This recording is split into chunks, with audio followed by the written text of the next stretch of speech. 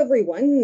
Today I have a huge pleasure and honor to talk with Professor Art McDonald, a Canadian astrophysicist who in 2015 was awarded the Nobel Prize in Physics for the discovery of neutrino oscillations and for demonstrating that neutrinos have mass. Professor McDonald received the Nobel Prize jointly with Japanese physicist Professor Takaaki Kajita. Good morning, Professor. Thank you so much for accepting my invitation. Good morning. It's a pleasure to be here with you. Well, first of all, I would like to ask you what's there in the background behind you. That's actually the inside of our Sudbury Neutrino Observatory detector, the one that was used to do the experiments that led to the Nobel Prize. What you're looking at is some of 10,000 light sensors that surrounded a central volume of a material called heavy water, where the neutrinos from the sun would interact, but only about 1 an hour, even though there are literally billions of them going through your body at any moment. They interact very seldom, and the property that they interact very seldom enables them to get out of the sun, and we could study the center of the sun and the nuclear reactants that power it by doing this experiment. So obviously I'm not sitting in the center of that detector right now, but it's a nice wide angle view of it. I will ask you about that later on. But before we move on to talking about neutrinos, I just heard you have some scientific connection. You have had since recently some scientific connection with Poland. Could you tell us more? Yes, I'm actually a member of the Copernican Academy, which is just in the process of being set up. I'm one of the foreign members in the section on math and natural sciences, and so I was in Poland on the occasion of Copernicus's 550th birthday in Torun, and along with 4 other Nobel Prize winners, actually. And so I also have a collegial connection with Astrocent, which is a very high quality astrophysics institute there in Warsaw. We collaborate particularly on a dark matter experiment that is being built, which is using liquid argon to study dark matter particles. They also work on gravitational waves and neutrino oscillations. They're quite a comprehensive and high quality institute. Yeah, that's great to know. So what are neutrinos? Starting from the basics, what are neutrinos and where do they come from?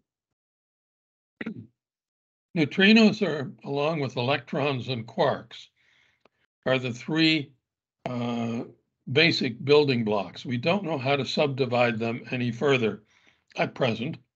Scientists are always very careful to say that this is what we know so far. But the standard model for elementary particles, which is quite complete, but also really a stepping stone, we think, to a theory of everything, as people say, because it does not include gravity at this point.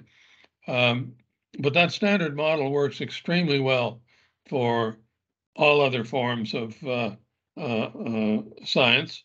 And neutrinos are one of the 3 very basic building blocks in it. Actually, what we discovered, that neutrinos change from one type, there are 3 types of them, change from one type to the other in traveling from the sun, is one of the first indications of new information that must be added to the standard model to make it complete. And that's one of the reasons why it was so significant leading to the Nobel Prize. They're very tiny. They only stop if they hit the nucleus or an electron in an atom head on. And so for them, matter is almost open space. They can travel through the distance that light travels in a year of lead with only a 50% chance of hitting something. So they're very difficult to detect, but very fundamental in our understanding of how the universe has evolved since the Big Bang. Yeah, of course, you mentioned that billions of neutrinos are flying through my body right now as we speak, right? So they are everywhere. That's right. They are there because the nuclear reactions that power the sun, fusion reactions, as they're called, where light nuclei fuse together and produce energy, also produce many neutrinos, such that even at our distance from the sun, we still have billions passing through our bodies. Understanding the nuclear reactions of the sun is very important, partly because the elements from which we are composed, or many of them, carbon, nitrogen, oxygen, are produced significantly in that series of nuclear reactions that power the sun. So our very origins are connected to the reactions in the sun. But secondly, here on Earth, we are attempting to produce the sun in a bottle, if you like. The sun itself is held in place by gravity, such that that very hot center, hundreds of millions of degrees in the center of the sun, is held in place by gravity. Here on Earth, the attempt is to put such a plasma in a magnetic bottle, so the magnetic fields prevent the particles from getting out, and then you have a fusion power reactor. Now, the first one of these that is expected to generate more energy than is put into running it is something called the ITER project, which is an intergovernmental, inter-country project happening in France. The calculations as to how that plasma in the center of that device will behave are essentially the same calculations with respect to how the sun behaves. And we have been able to measure properties of the sun and its reactions to about a 10% accuracy. And that's quite remarkable in terms of understanding this hundreds of millions of degrees process, and of value to the people who are designing future power reactors for the Earth. If in fact fusion can be made into a commercial device, there's unlimited energy supply, because the heavy water in the oceans will provide the deuterium for a reactor of that sort. Yeah, that's fascinating, but for years I have heard that it would be extremely difficult, if not impossible, to be able to construct a reactor, a nuclear fusion reactor, that would generate power in the Earth's conditions. But it turns out it's beginning to be possible, right? And people are very close. They have built such a reactor to the point where the amount of energy generated is essentially the same as the amount of power going into those magnetic fields and so on. And they're moving beyond that. They're probably many tens of years from having a successful commercial reactor. But there are many other approaches that are being taken these days. And I think people are very hopeful, because the benefits of it would be very great. There are not long-term radioactive waste processes necessary to be handled with a reactor of this sort, and therefore it's a very attractive approach to generating energy. Yeah, we'll see what the future brings. That would be really, really amazing. You No, and Professor, yeah, actually, the present fusion reactors, the nuclear reactors that are used to produce energy I should say the fission reactors, the present ones, they have been engineered to be very safe. And the opportunity for that to be a part of our energy mix going forward is something that really needs to be considered carefully, because it's very difficult to generate enough energy with solar and wind to deal with the full set. You need a base source of energy, and for a number of years, that's probably, for the environment, that's most likely to be fission energy in the standard nuclear reactors that are built today and have many layers of safety associated with them. Yes, exactly. You and Professor Kajita received the Nobel Prize for the discovery of the neutrino oscillations, and I really would like to grasp this, and probably many lay people like me would like to understand what does it actually mean that neutrinos oscillate, and how does this prove that they must have mass? Well, neutrinos come in three types, and when one says that they oscillate, it means that the type of neutrinos produced in the sun, they're called electron neutrinos, change into one of the other two types, muon or tau neutrinos, as they traverse, in this case, through the sun. In the case of the Japanese experiment, across the Earth, for neutrinos that are produced in the atmosphere rather than the sun. And what's observed is this change from one type to another. That occurs because the neutrinos have a finite mass.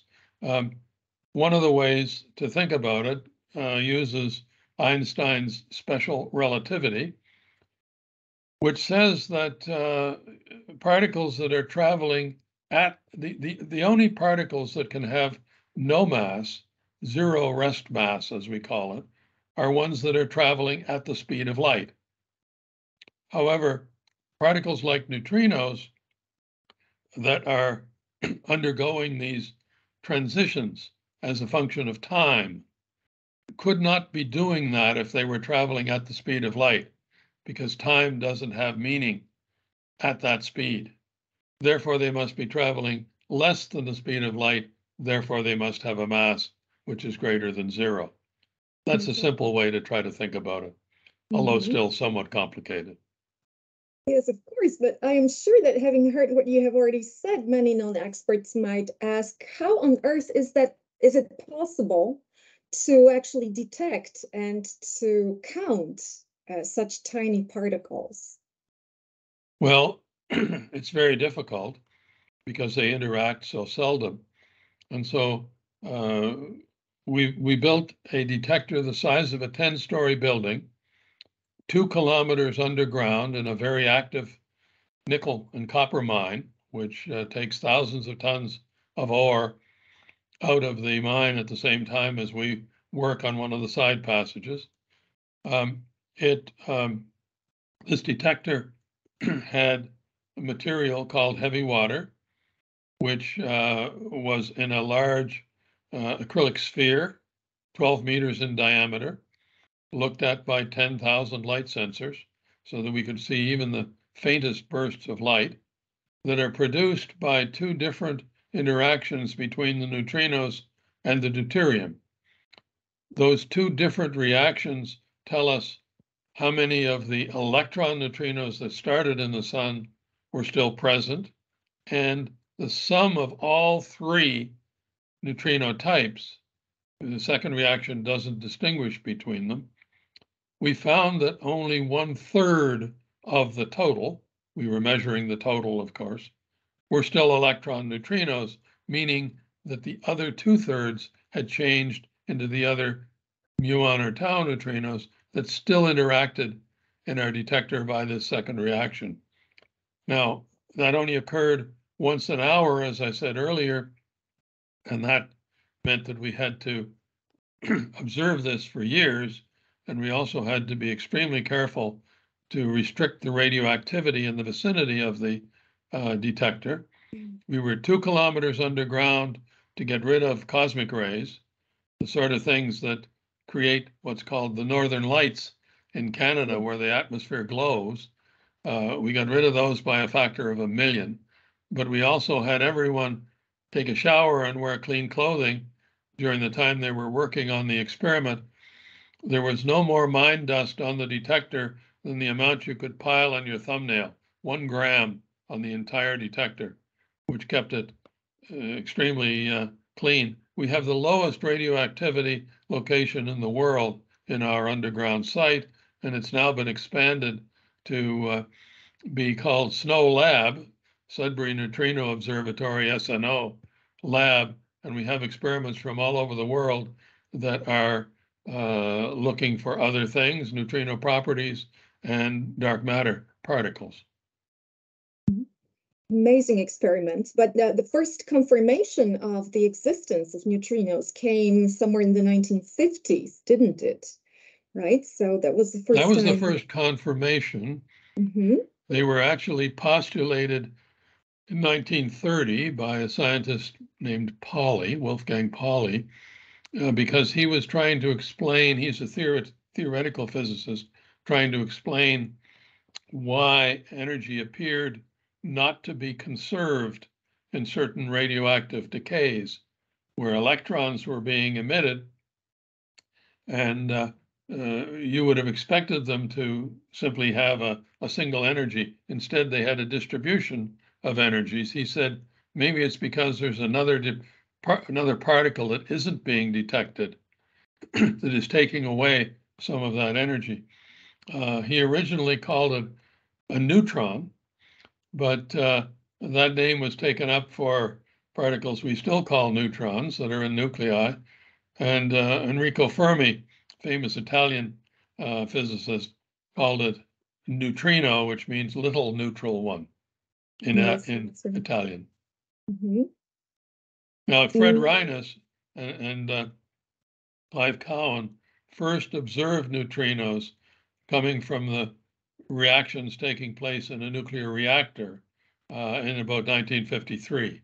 And so he's regarded as the father of neutrino detection and received a Nobel Prize for that. Yeah. Well, here again, somebody might ask, why study, why measure, why detect neutrinos, for what practical purposes? Well, it turns out that in the last 60 years or so, we've had a remarkable progress in understanding the world around us, understanding the set of basic particles that make up our world, and understanding how the world has evolved since the Big Bang. In fact, Jim Peebles, who was one of the people with me in Torun in February, received the Nobel Prize for having really been the father of that particular set of discoveries on how the world has evolved since the Big Bang. But neutrinos play a role in all of those things. And so from a fundamental point of view, from an existential point of view, if you like, if you want to ask, where did we come from after the Big Bang, they play a very important role. But in addition, there are the other things that I mentioned earlier. They play a role in the nuclear reactions that create the elements from which we are formed. They are used as messengers to tell us about those reactions in the core of the sun and help us to understand how to confine them in a magnetic bottle here on Earth. So they have both, as is true for basic science in general, they are both valuable from a basic understanding point of view, but also valuable from a practical economic point of view of helping society. Exactly. And what kind of research are you participating in right now? Well, I'm participating primarily in two things. One, the Sudbury Neutrino Observatory has been converted to study a process that is a very rare radioactive decay involving neutrinos. It's called neutrinoless double beta decay. And so I'm involved in that project, but I'm also involved quite extensively in dark matter detection, both in an experiment that is taking place at Sudbury in our laboratory, where we use liquid argon to look for dark matter particles that we know are there, in the sense that our Milky Way galaxy is held in its current configuration by about 5 times as much mass in the spaces between the stars as in the stars themselves. Dark matter seems to make up about 5 times as much as the ordinary matter from which we are composed, but we have no idea what it is. We simply know from gravity that it's there. So as we move through the Milky Way galaxy and as we go around the sun, we're banging into dark matter particles that are very weakly interacting like neutrinos. So we go deep underground, we present large volumes of material that will make a burst of light if they're struck by a dark matter particle, and we look for these faint bursts of light. That's what we're doing in collaboration with our AstroScent colleagues, both in Canada and in Italy, at a similar underground laboratory under the Gran Sasso mountain. And there are 450 international scientists involved in that Italian experiment, including people from the AstroScent Institute there in Warsaw. Great. So, the search for dark matter particles has been going on for decades. Do you think that sooner or later it will be possible to actually define what these particles are? There are many, many theories as to what they might be. The particular theory that we are pursuing is one that involves what is referred to as weakly interacting massive particles.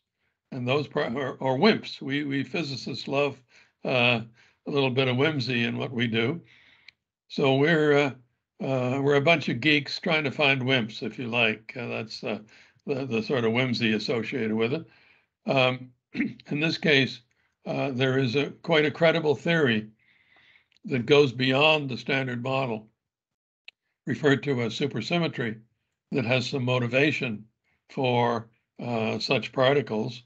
And but in fact, we're being encouraged by the theorists to push as far as we can to try to understand all the different ways in which the gravitational effects that are observed could be explained by dark matter particles. This is one of them. Mm-hmm. Now I would like to change the subject a little bit, because I know that during the COVID-19 pandemic, you initiated and you were one of the leaders of a Humanitarian project. Could you tell me a little bit more about that? Yes. Well, in March 2020, you may remember that one of the first locations that really was hit hard by COVID was Milan. Yes. And my colleague Cristiano Galbiati, who was the leader of that Italian project I mentioned for dark matter detection, called me up. I had been and have been one of the leaders of the Canadian contribution to the project. He said, you know, I think that the technology that we've been developing to use liquid argon, really argon gas condensed into a liquid, has a lot of the properties that are necessary to design a simple ventilator that would be designed for where the ventilators are most needed in extreme cases in the intensive care units, ICUs of hospitals. And I think if we put our team on this, because we're not able to do very much else for the next while in any case, we could design something. And so that was the start of it. A lot of the work started almost immediately. In Milan, they had a prototype on the bench working in about 10 days, coincided very conveniently with a project in Canada where the Canadian government said they were going to put a significant amount of money into ventilators because we had almost none. In fact, the world had many fewer than were needed. So we, by being ready and by publishing openly what we're doing, we wanted anybody in the world to be able to benefit from what we were working on. We were able to bid for and get a government contract that eventually enabled us to supply over 7,000 of these low-cost ventilators directed specifically at serious COVID-19 patients by the end of the year. And most of the time was actually spent in the testing. We had a device that was ready to be tested within about 4 months of starting in the first instance. What was very nice about this project is the fact that our scientists, who mainly are trying to measure things that are related to the understanding of the world around us, were very enthusiastic about being able to participate in something that had a direct humanitarian objective and could help with this pandemic that we were all struggling with. And they worked very hard and used their skills in a way that was very directed to a big problem in the early days of the pandemic. We were very lucky that the way in which the strains of COVID developed were very transmissive, but not that serious in terms of the number of people that they placed in the ICU. We could have then, and we could have in the future, a mutation that is both very transmissive and very invasive from a respiratory point of view. It's a question of how these things develop. And therefore, the stockpile of ventilators that has been created is of value for the longer term, not only in our country here in Canada, but also Canada is certainly willing to donate them where needed in the world. And so I think we provided a resource that is a bit of safety, a bit of insurance for the longer term. Yeah, that's great. For dessert, Professor, I would like to ask you, how did you become interested in science? I'm always curious about that. Why did you take up physics? Was there anyone who inspired you when you were very young?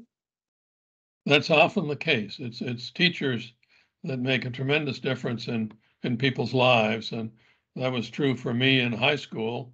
My high school math teacher was an inspiring individual. I mean, I came from a small town in Nova Scotia on the east coast of Canada, and it was an industrial town and no particular academic institution there or anything like that. But people were very interested in education. This teacher was very inspiring. We had a graduating class of perhaps 120. In the class of 30 or so that were the people interested in math and science, we ended up with 2 PhDs in math and 1 in physics, which is an indication of how he really inspired people to be interested in mathematics. In my case, I liked math very much. I wasn't sure what science I might like to apply it to, but I thought that I wanted to do the application of it as opposed to proving theorems for the rest of my life, so to speak. And I got to university, also in Nova Scotia, and tried a number of sciences and discovered that I really liked physics. And I was very good at it, as it turns out. I was able to solve the problems without any difficulty, and I really enjoyed what I was doing. So when students and many of them ask me these days, you know, how do you choose a career? I usually say to them, think of the things that you'd be happy to do when you wake up in the morning and go to work. And the set of those things you should try out. When you get to university, you have an opportunity to try a number of different areas. Try them out and see what you're good at. And if you find something that you're happy to do and you're also good at it, that's an ideal way to have a career. And fortunately, that was what happened for me. And I simply continued to work on science throughout my career. I also worked with other people who were very good scientists and developed excellent relationships with other people. And so, for example, there were several hundred scientists involved in the experiment that for which I was awarded the Nobel Prize. And I'm very conscious of the fact that I was the leader of that experiment, but they did the majority of the work. And so I managed to bring as many of them as possible to Stockholm for the prize ceremony, because I feel that I represent them in terms of this success. Great. Well, it's always great to have a truly inspiring teacher at school. That really helps, doesn't it? Yeah. Teachers are a very important part of our society. There was another physics teacher in my undergraduate courses who also was inspiring to me. As it turns out, a person who lost his life trying to save someone else who had fallen off his sailboat in the ocean about a few years after I left my undergraduate school. So again, a humanitarian in the finest way. That's very sad. Professor McDonald, thank you so much for talking with me today. It's been a huge pleasure to listen to you and to talk with you. My pleasure, and I'm looking forward to excellent science coming from Poland in the future. I think the government initiative to establish the Copernican Academy, which covers not only science but a number of other things, is an excellent one. It's a recognition of the importance of academia in our lives, and I'm pleased to be a part of that. Well, I will certainly try to keep up with the news about what's going on and how it's developing. Thank you. Thank you so much.